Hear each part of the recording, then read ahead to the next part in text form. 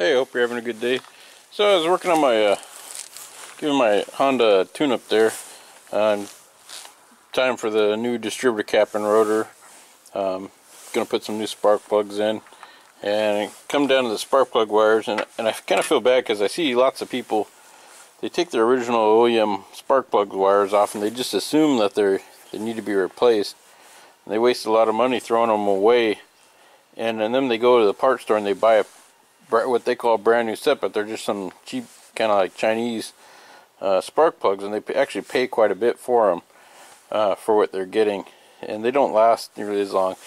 So if you have original spark plug wires, especially from the Honda stuff from the 90s, they're probably still good. You just want to inspect them, make sure you got a nice boot on there, kind of squeeze them, make sure there's no cracks on them. Inspect your wires, make sure there's no low spots or anything. They tend to, like, here's a little tiny nick here, so I'll check that out. You want to make sure you don't have separation in here, and then what you want to do is you want to test them. You just ohm them out, and they should be under 20, as long as they're under 20 kilo ohms, they're good. And so you're supposed to test them out at around, room temperature, like 68, 70 degrees Fahrenheit.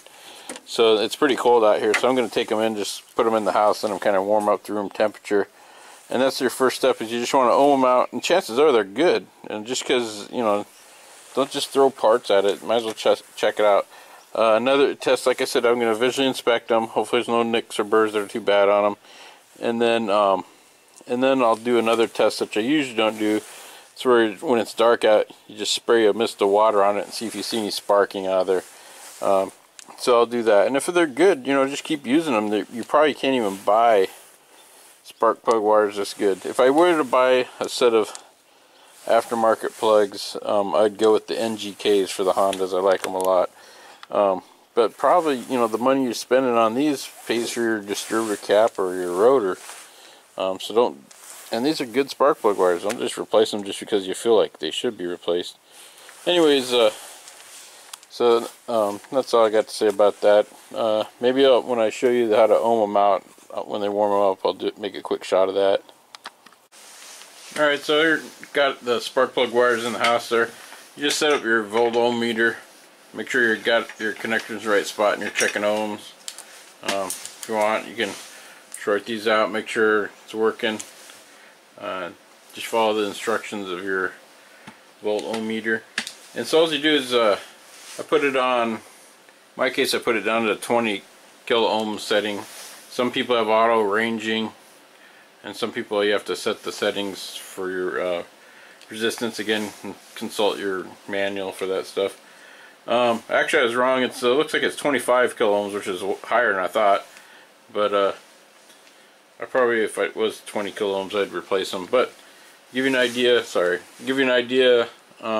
you just put your probe in, make sure it's touching there, and then in my case it's going 10, and it's a good idea to kind of flex out the wire and make sure you're not getting any major fluctuations inside the resistance. You might have a little. If you did it fast, it might heat it up or something, but it should, in this case mine's staying right on.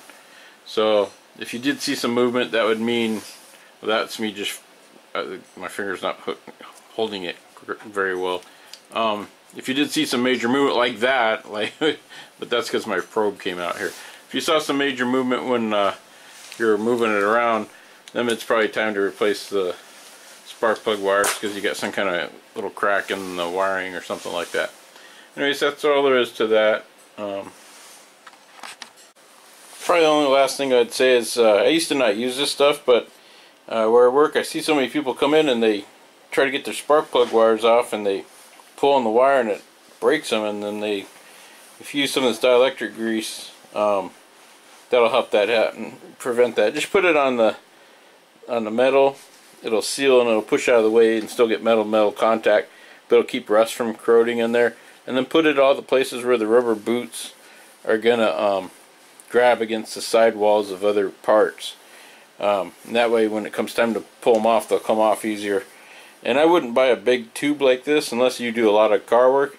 When you buy your spark plug wires or your spark plugs, just ask the auto parts guy for a little packet. They're only like $1.50, and it's well worth it to use it, because when it comes, 5 years later, when you get around to doing another tune-up or something, you won't break your spark plug boots or anything over $1.50 worth of dielectric grease. So I'm kind of a proponent of this stuff now.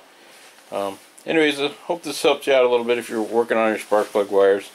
Thanks for watching, and maybe if you like this video, give me a thumbs up.